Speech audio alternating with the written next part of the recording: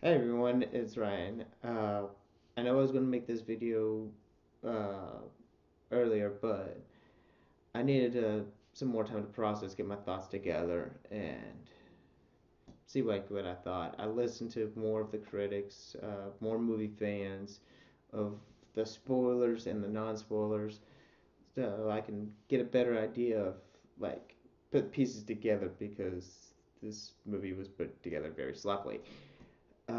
But if you haven't seen the film yet, uh, don't watch this video because this is a spoilers video. I will say spoilers. I will say what's going on in the movie, and I will give my overall opinion, my honest opinion, and I'm going to be brutally honest with this one. But so with that said, let me get started.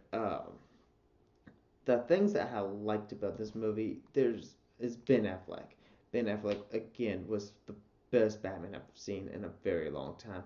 This is the Batman that I love, and a lot of critics, or not critics, but movie fans, when I listen to them, their main negative thing they can say about the movie is one positive thing I can say, which is Ben Affleck killing people.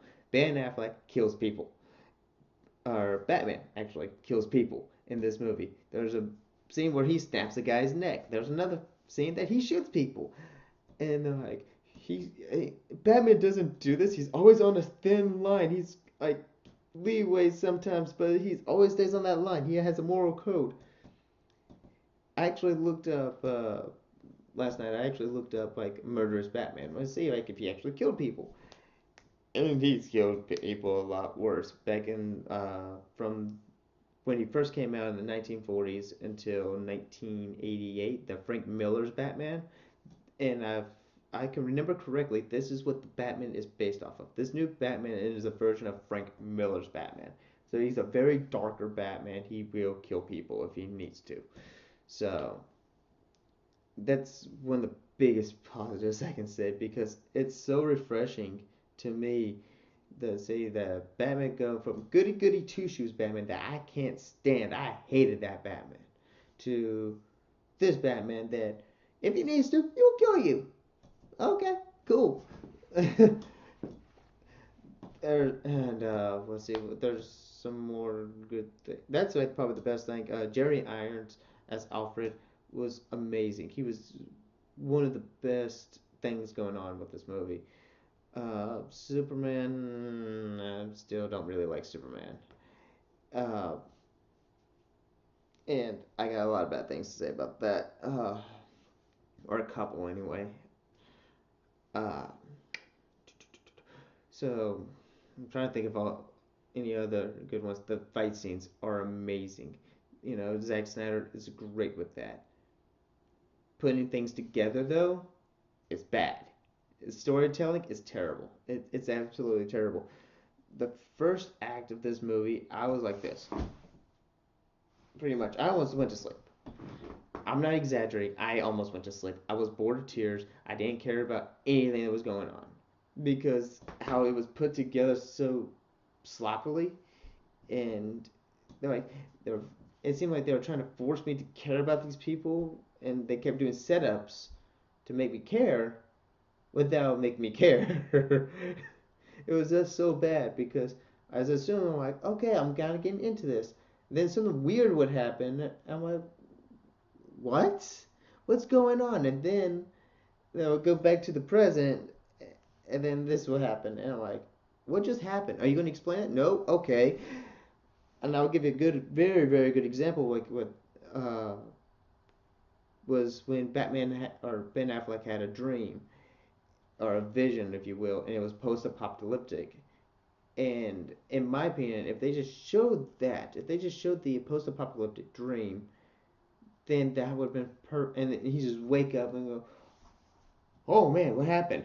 That would have been fine because that is his worst nightmare. That Superman will take over the world. That is his worst nightmare. That works. But instead, he wakes up in that dream, in another dream, where there's a vortex opens up, and what people were speculating was Flash. I had no idea who it was because all I saw was a guy go through a vortex with a red mask, like eye mask over him, and he's like, Bruce, you are right all along. You're right about him. You're right, and he goes back into the vortex. I'm like, and then he wakes up. I'm like, so was that real? Was it not real? Why was this in the movie? It has nothing to do with the movie, nothing to progress with the movie. So why was it here?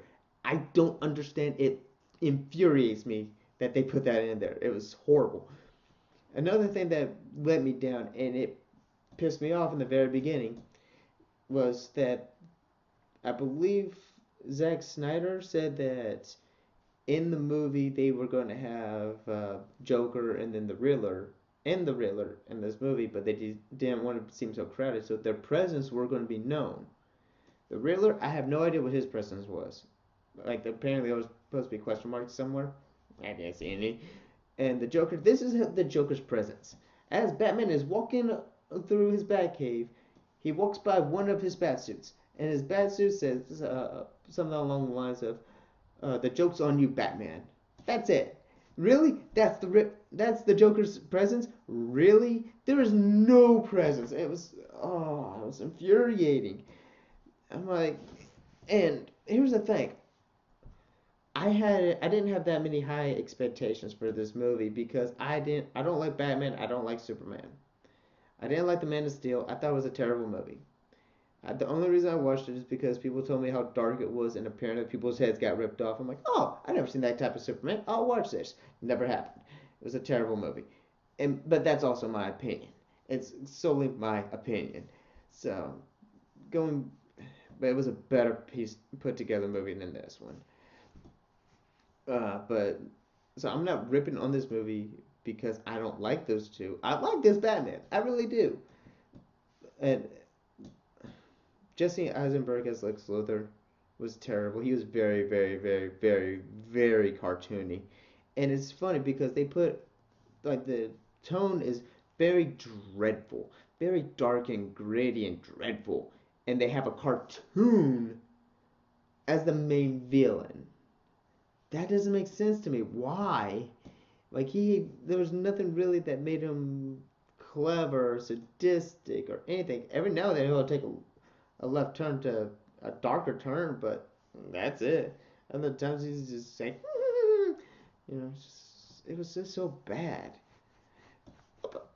Like even when he met Batman and Superman, or whatever, and he goes, "Bruce, we finally got you here." Ah, and shook his hand like, "Great to have you." And he goes, "Clark Kent, it's so nice to meet you." "Oh man, that's a strong hand. Not time for a fight with this man." "Okay, well I got to go. Okay, bye." That was him in the whole movie, and this is supposed to be the sadistic, menacing, evil villain, and he's that. Yeah, I didn't buy any of that.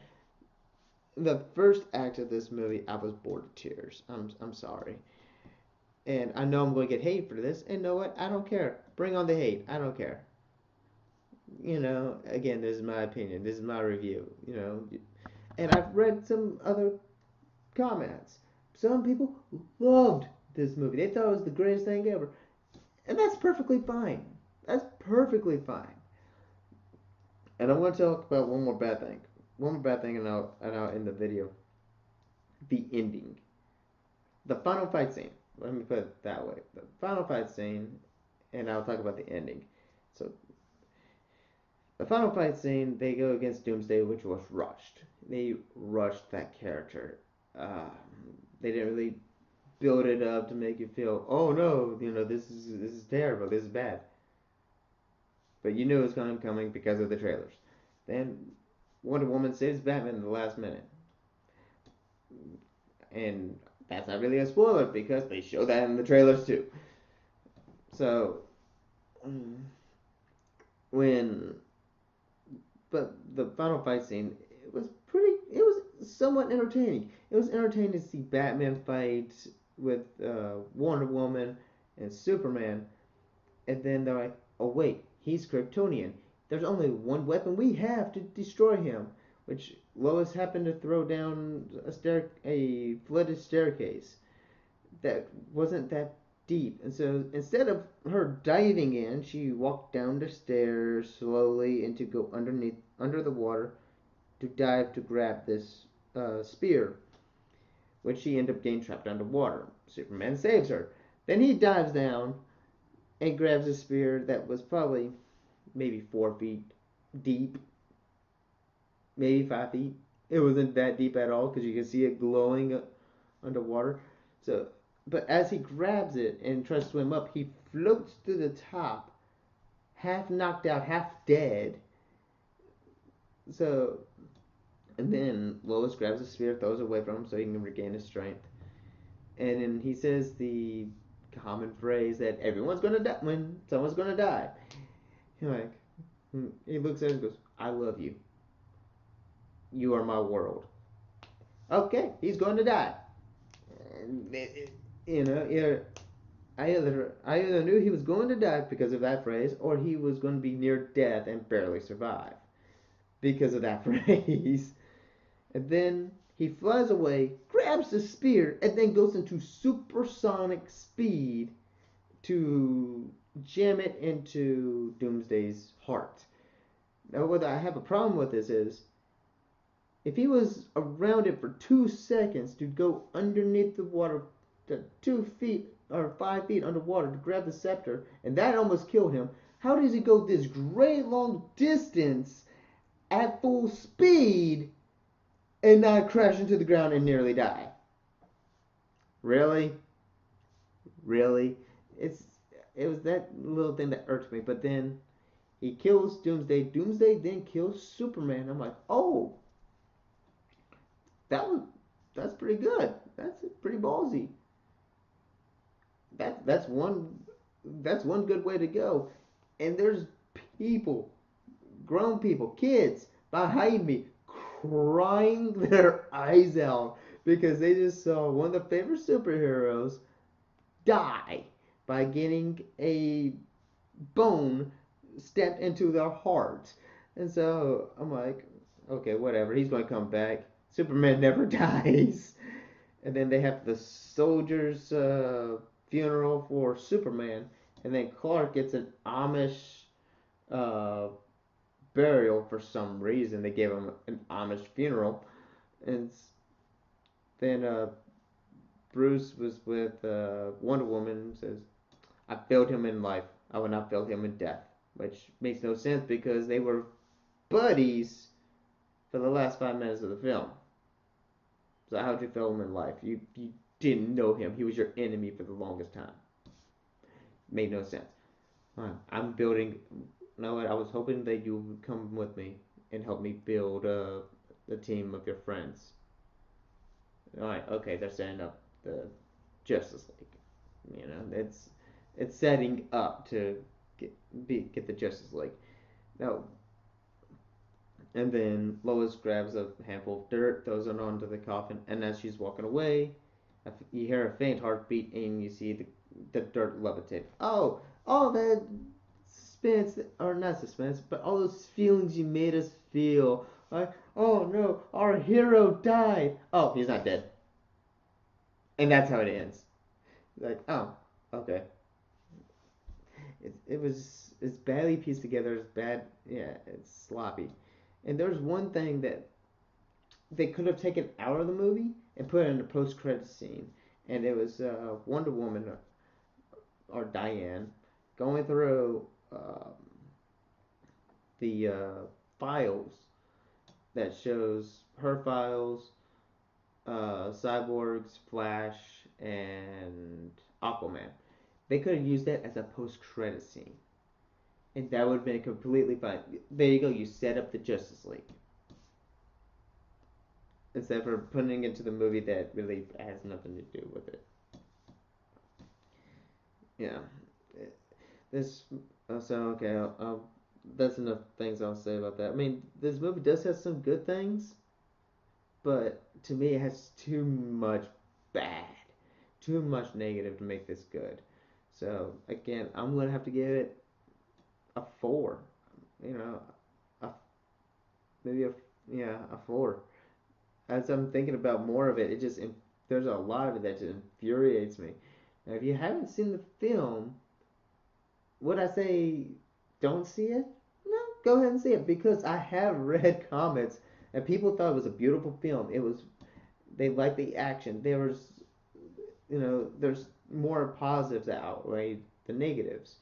So there are people that like this movie. So if you haven't seen this movie for some reason, you decide to watch this video, but go watch the film. I can't believe I'm saying that, but go ahead and watch the film. And yeah, I was going to talk about the box office and whatnot, but I'm not going to do that. So if you agree with me, comment below. If you disagree with me, if you're going to send me hate mail, go ahead and put it in the comments below. So, and I'll see you on the next video. My next video most likely might be, I don't know which one's going to, if there's going to be a movie I'm looking forward to that comes out in April, but Civil War definitely. So, I'll see you on the next video.